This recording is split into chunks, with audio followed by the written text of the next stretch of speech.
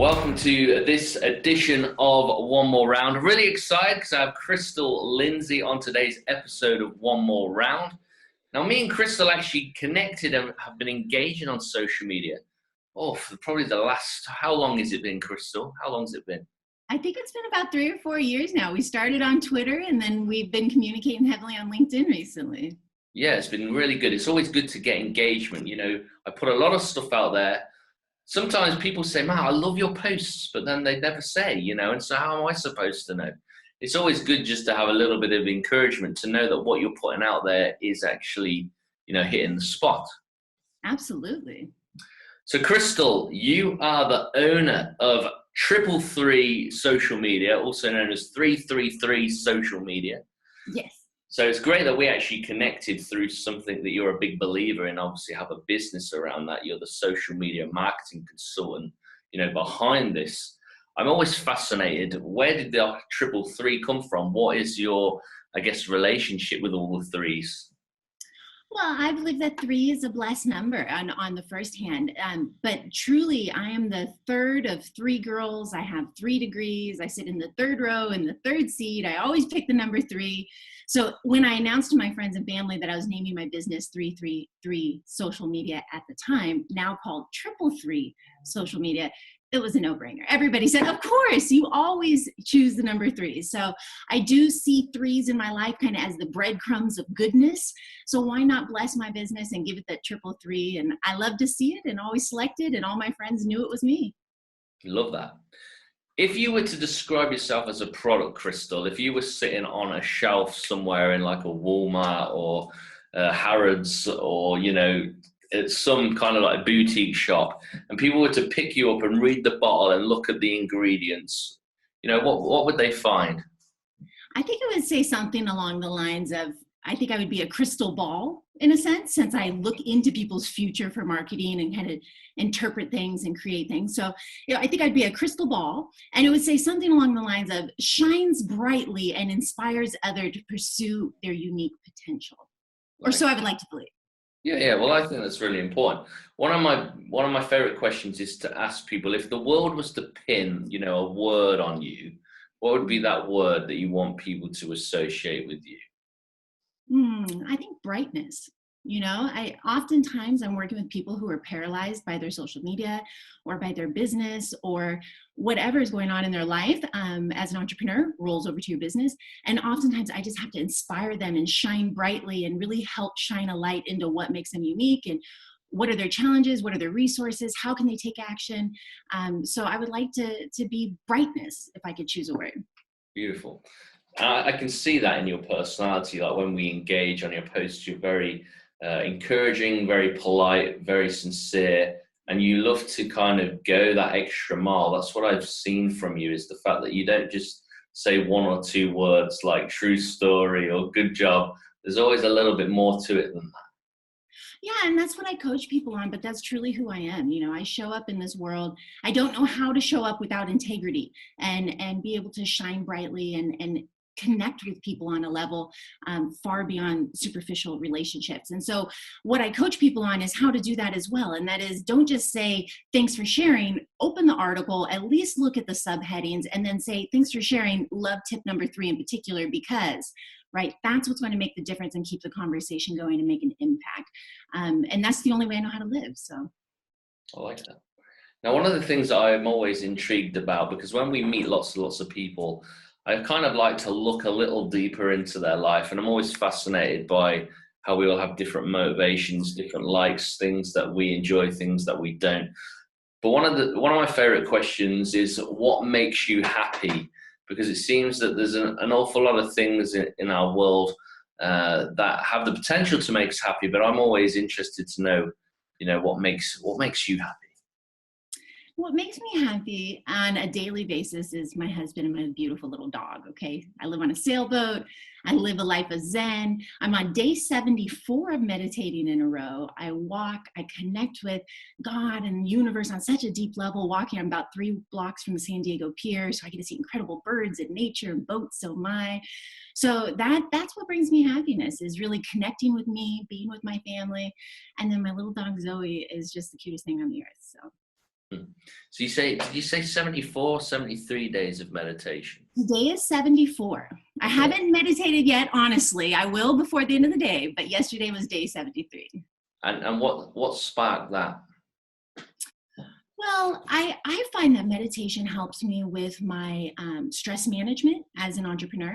And so I can really feel the difference if I've meditated even 1 or 2 minutes compared to 0, but 20 minutes is really the sweet spot. So for me, I meditate daily as a way to be a better spouse, a better entrepreneur, a better friend, a better daughter, so that I can really live fully in this life. Because the last thing that you want is to stumble to work, get to your desk, and then pull yourself through the day, especially when you're in a business like I am, where I'm really inspiring people and throwing myself. And as you know, I give it my all. I don't know how to just give a little, right? So in order for me to really pour out everything I have every single day, I need to have that quiet time and take that time to connect with who I am. So this has been something that I've started meditating. It took me 3 years to try to meditate before I successfully meditated through Wayne Dyer's Getting in the Gap book. But after I meditated, this has become kind of a daily practice. We miss a day here and there, but I use an app called Headspace to be able to monitor and track that. Prior to that, for a decade, I've been walking every single morning, taking my Tony Robbins hour of power, as they call it, and really focusing on, who I am and what I'm grateful for, and then thinking about the things I want to accomplish that day. So I do all of that before I sit at my desk so that I can really be present and ready to just invest and pour into others. Love that. Have you always been so conscious and intentional, Krista? Well, I'm actually on this journey of sharing my story. I'm going from foster care to entrepreneur, which eventually will be dumpster diving to doctorate, right? Mm-hmm. So I lived a hard life of childhood abuse, abandonment. I went through foster care for over a decade. And usually that breaks people. So typically by about 18, it's about 68% of women have their own child before they graduate high school who leaving the foster care system. Over 1/3 of them are homeless, and less than 2/3 are graduating even high school, let alone going to get a college degree. So I've always had this ability through these really hard moments to tap into who I am and what I want and think about consequences, because I didn't have parents to raise me. And now that's allowed me to extrapolate that into the world of marketing, where I'm able to think critically and see what's coming next and how to anticipate people's reactions and what people need. But it's something that I had to acquire kind of daily, honestly, through childhood traumas and really pulling myself up by my bootstraps, if that's possible, to put myself through college and get to where I am today. Love that. Love it. You kind of answered one of my questions that I asked people, which is for them to recommend a book and a business tool. And you already kind of mentioned Wayne Dyer's. Well, I got a book too. Yeah? Crushing It. Oh, yeah. Okay, I'm doing a Gary Vee book club mashup on Crushing It, Tim Ferriss' 4-Hour Work Week, and Tony Robbins' The Power Within. And I'm mashing up those 3 books to tell people how to leverage what Gary Vee is saying to do, which is, be able to leverage social media, become an influencer. But he's saying work 18 to 20 hours a day, and throw yourself at it and just show up to family stuff. What I'm saying is there's a way to do this and thrive and delegate. And so I'm coaching people on how to do that every Thursday on YouTube. That's exciting. That's cool. Every Thursday on YouTube, yeah. Okay, cool. Sounds good. What's been the best piece of advice that you've been given, Crystal? Because you're obviously a sponge. You love to read and absorb what other people are putting out there. Yeah. What would be the one thing that you believe served you the best when it's come to advice? I believe that truly finding what makes you unique is the power of your life.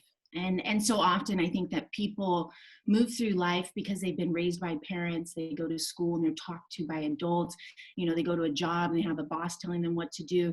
And so they're just kind of used to just going through the motions, right? And so I've been fortunate to, skip the download, right? I didn't have somebody telling me what I needed to do all the time. So my advice that I got was kind of, I guess, to myself. in the sense of you don't have to listen to what everybody else tells you should be doing.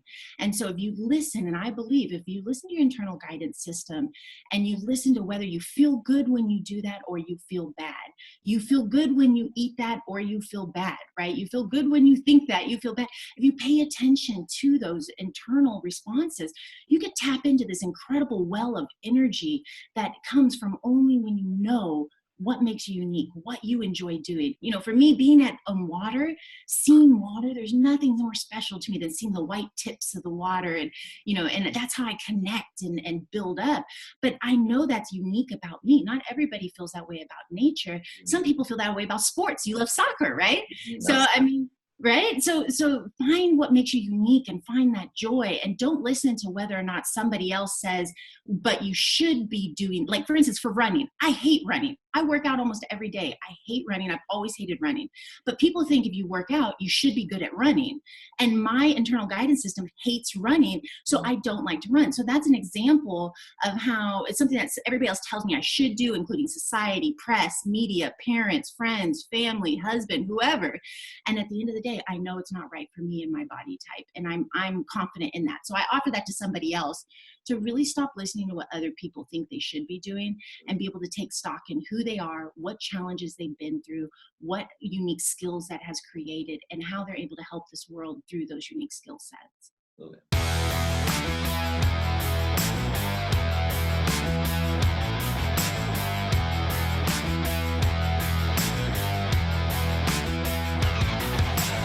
I love Jim Rohn's thought on the average of the 5 people that you hang around with. And in terms of that circle and in terms of that influence, I'm really, really particular. You better fire me up. You better tell me what I need to hear. You better be for me. You better put wind in my sails and a fire in my heart. If I'm going to spend the time allowing you to speak into my life, make sure that the people in your life that you really believe in and who have your ear are people that deserve it.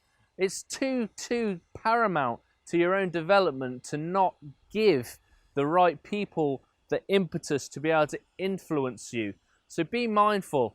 Who are the 5 people you surround yourself with, and make sure they deserve to be in your life. Now, the show's called One More Round, Crystal, and I love to kind of get people's feel and take of when they hear the words one more round. What does it bring to you? Oh, yeah. One more round says to me, like, we're ready. You know, no matter what happens, when you get knocked down, you have to get back up.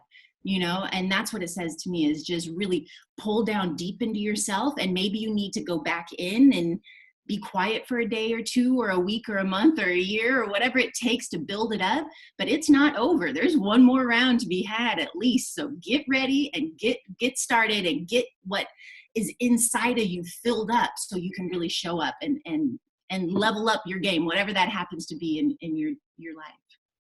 Can you be a bit vulnerable with me, Crystal, and then be able to articulate and share a situation or a time where you were knocked down, and maybe some of that challenge and pain, and how you managed to get yourself back up and maybe actually see a success out of, you know, the trauma or the difficulty of you being knocked out? Yeah, absolutely. Just recently, I actually had an ectopic pregnancy, and I almost died in September. Yeah. And it erupted, and my right fallopian tube, I lost 2/3 of my blood. I had 8 blood transfusions. I had no pulse. I had no blood pressure. I was unconscious, but I remember them hanging me up by my feet while I was on my boat to get an IV started so I was upside down. And I almost died. I had to learn to walk again. And within 4 weeks from that day, on September 12th, I had to present at California Association of Realtors. And I had 2 presentations on stage and a booth. And out of that, I realized who I was on a deep level, right? Again, as much as I'm like, you've got to figure out what makes you unique. This is so easy to say and do, and this is who I am. still I was caught up in having a social media agency. I had 14 clients, I had 4 employees, I had 20 people asking me what to do at all times. And I was stressed out, overworked, waking up at 3:30 in the morning, 3:33 may I add, in the morning, every single morning, and working until 8 o'clock at night, every single night, 7 days a week. I was burnout. And so when I got sick and this happened to me, it was a real eye-opener to me. And watching my husband nurse me back to life, and for the first time I could eat in 4 days, he gave me a Jello. It took 2 hours for me to eat. And he sat there and he spoon-fed it to me. He didn't leave my bedside, and he cared for me and healed me. And it brought us together on such a deep level that nothing, I like nothing I've ever felt, especially being a former foster youth and believing people leave when it gets hard. You know, this was something that I never thought was possible. And so while this was extremely sad, I lost the baby, you know, and kind of have to live life. This was less than a year ago. This was about 9 months ago. So as I sit here today, I was able in those 9 months to birth, in a sense, 4 courses plus a nonprofit. And I'm really committing to myself to what I'm passionate about, which is public speaking and spreading the good news about live video marketing, and how for pennies, put your phone sideways, go live, and you can be able to target your existing sphere of audience. It's the most powerful way to get people to engage with you. And before, I was so stuck in this agency mindset of I need to have all these clients and I need to have all the success before anybody would ever listen to me on stage, which I was already public speaking, and I've been public speaking and college professor and all that. But I had this mental block. But when I woke up out of that near-death experience, truly, I realized, and this was the words that kept coming to me, was I'm not going to wait for permission to be who I was meant to be, right? And I think that so many people wait for permission, and even me, waiting for permission from myself to be the authority that I'm meant to be. I've been doing this for years. Why can't I just step into it? I've made all these excuses in my own prison of umpteen hours of work every single week. And now I'm able to wake up and literally do what I love to do. I was able to restructure my business in a way that it's highly profitable, that I'm doing only what I want to do, that I'm able to focus on the public speaking. I'm able to increase my exposure to tell the good news and inspire others, to educate them to take control of their life. So it's just an example. I've been through so much in my life, honestly, in terms of, you know, being abandoned at 11 by my whole family, right? And having to go through that. But nothing compares to when you wake up and you believe you know who you are, but you realize you've created a prison that's not what you want to do. It's a variation of it, but you have to take action to be able to get to where you want. And that was something that I've committed the last 9 months of my life, is to stepping into who I'm meant to be. And this is it. On screen, on stage, telling the good news about how to leverage live video. And it just so happens live video is the thing, but I just want everybody, whether you're a foster youth, you're an entrepreneur, or somewhere in between, I want people to figure out what makes you unique. What are you meant to do? What inspires you? And then start telling the good news about your story around that, whether it's your journey of it or how you're helping people or how it's inspired you. And live video of everything in the world is the only way to connect with someone second to meeting in person, right? And so I just really going through that and getting people inspired about it has really lit a fire under me, even more so than before, you know, even a year ago, let's say. Well, first of all, big kudos and a shout out to your husband just for his tentativeness towards you, and the fact that because you'd suffered such a great, I guess, continual habit of people abandoning you, you know, and not having the attention. And I think you said that when it gets tough, people have walked out on you, and the fact that I imagine that brought more healing to you internally than actually the healing of him helping you, you know, strengthen your physical body. Yeah, 100%. And I remember I live on a sailboat again. So to get to my boat, you have to walk a quarter mile, then cross the waterway, then do a lunge into the boat, and then climb a ladder into the boat. And that's just getting in, right? So I couldn't do that. I wasn't physically capable. So we stayed in this really nice resort, and there were fire pits down below and multiple pools and palm trees. I mean, it was an incredible place to heal, let me tell you. And so, but I couldn't walk. I physically couldn't walk more than 20 steps, not even 10 steps by myself for weeks after the surgery. And so my husband would come home on his lunch and he'd walk me, kind of like we'd walk the dog, you know, he'd have to walk me, and I'd wait for him, all these things. But it deepened our trust and our communication. And I remember one day sitting around the fire pit, and I'm just, you know, I can't walk. I'm I'm weak, I'm, all these things, but I'm building up, I'm trying to get strong. But I just remember looking at him and tears rolling down my face and just saying, I trust you. I trust you. And when we think about how little we can trust in this world and how much we have to trust, that's like the deepest peace I could ever find. I mean, you can't drive down this road without trusting somebody's not going to cross into your lane. So I'm not saying I can't trust. We trust every day. But that level of trust and love I had never felt, and I believe will propel me forward. We're coming into our 2-year wedding anniversary, which is exciting. And I married my best friend, so he inspires me every day on who I am. He sees me as the next Tony Robbins. He sows into me all of these incredible things. I've never met somebody who believed in me more than I believed in myself, I guess. And to live bigger than me and to have that in my right hand, I feel invincible. I could do anything because I have somebody that I trust and love in my corner supporting me.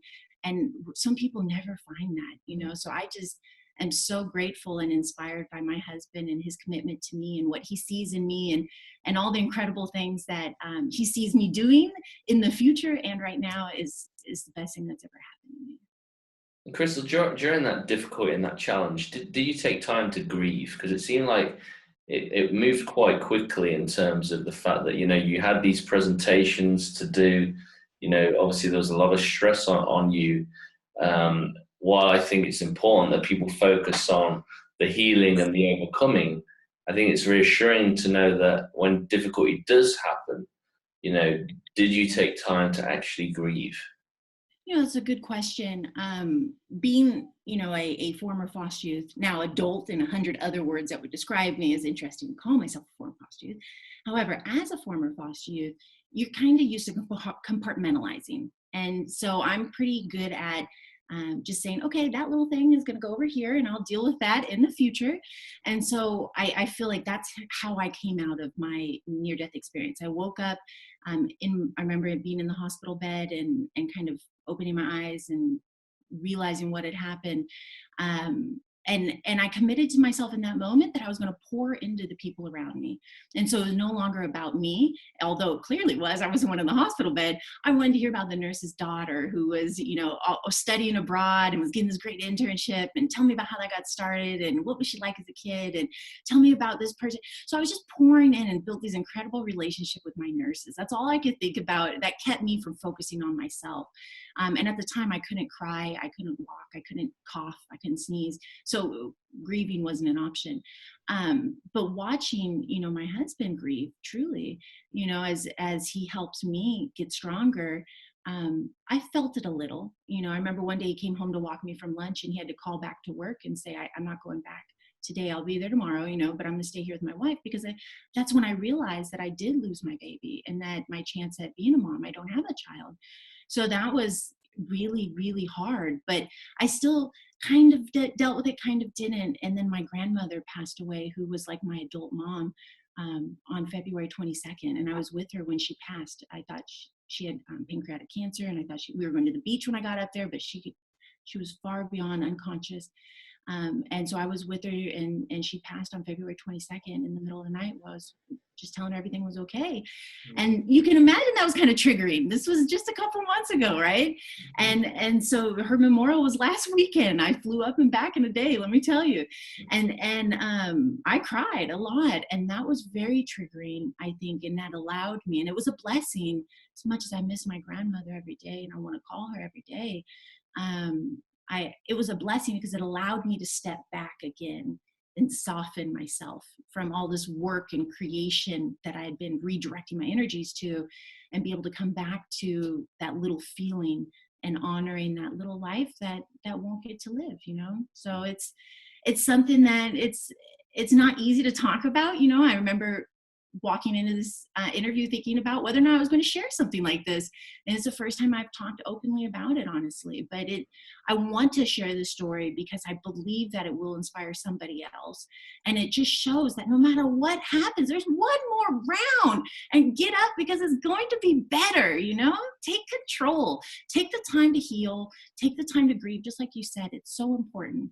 But get up because you're going to be better because of it. That hardship, that challenge was able to inspire me, to give me new skills, to talk to new people about new things that maybe in 5 years, 10 years now, then I'll understand why this happened. So you don't have to understand why it happened. You just have to honor how it happened, and that little part of you that is now stronger because of it. And eventually you'll find out how it will help you in the future. Why didn't you quit? Why didn't you just think, life's tough, this is unfair, why me? Why did you not quit? Well, let me tell you, I have to tell you, add on, and this, I'm being so honest here, because while I was in the hospital, one of my social media managers, let's just say I assigned 5 clients to him. When I got out of off my deathbed, so to speak, out of the hospital bed, 4 of them had quit and cited him as the reason. The 5th one called him lazy. So I lost a third of my clients that I had been building up over years like this while I was sick. And I still had to pay payroll for everybody. I still had to pay the guy and everybody else.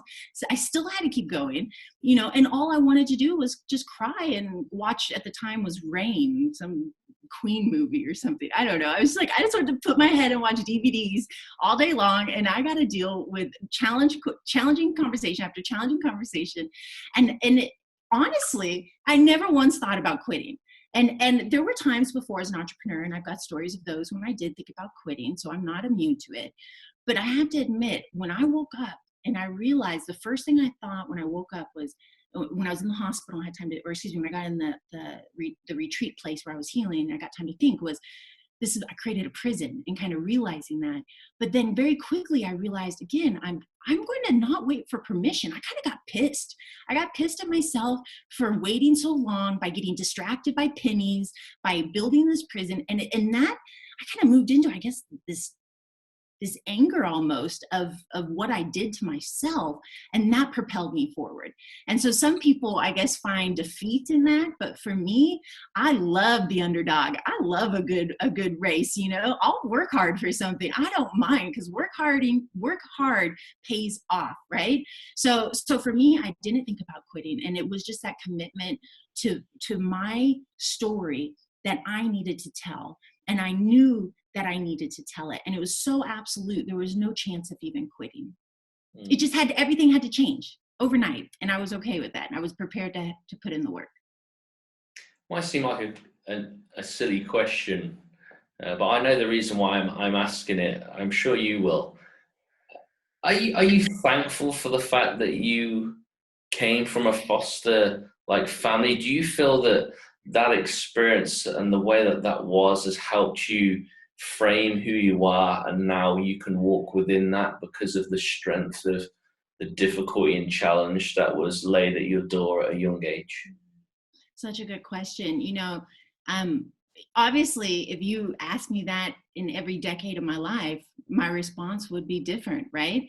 And so I just remember sitting in a foster home, and my mother had packed up in the middle of the night, taken everything, and the place was cleared out, just like a brand new apartment. And that was how I was told my mother left, and I went into foster care. So I remember there in that moment, that wasn't a gift, right? So I say that to say that even if you're struggling, it doesn't have to be a gift in the moment.